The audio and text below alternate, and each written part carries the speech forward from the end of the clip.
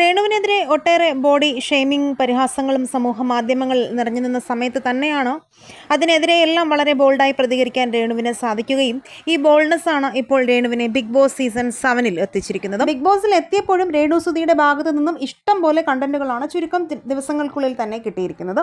ഇതിൽ ഏറ്റവും അധികം ചർച്ചാ വിഷയമായത് അക്ബർ രേണു സുധിയെ സെപ്റ്റിക് ടാങ്ക് എന്ന് പറഞ്ഞതായിരുന്നു. ഈ വിഷയത്തിൽ പിടിച്ചുകൊണ്ട് പരമാവധി കണ്ടന്റ് ഉണ്ടാക്കാനും രേണു സുധി ശ്രമിച്ചിരുന്നു.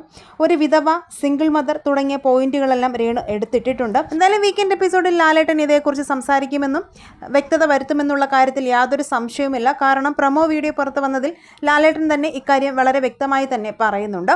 ബിഗ് ബോസ് സീസൺ 7-ലെ നിങ്ങളുടെ ഇഷ്ട മത്സരാർത്ഥി ആരാണെന്നും രേണു സുധിയെക്കുറിച്ചുള്ള നിങ്ങളുടെ അഭിപ്രായങ്ങളും മടിക്കാതെ കമന്റ് ചെയ്യുക. അതുപോലെ തന്നെ രേണു സുധി ബിഗ് ബോസ് വീടിനുള്ളിൽ നിന്ന് പുറത്തായി എന്നുള്ള തരത്തിലുള്ള വാർത്തകളും സോഷ്യൽ മീഡിയയിൽ നിന്ന് വരുന്നുണ്ട്.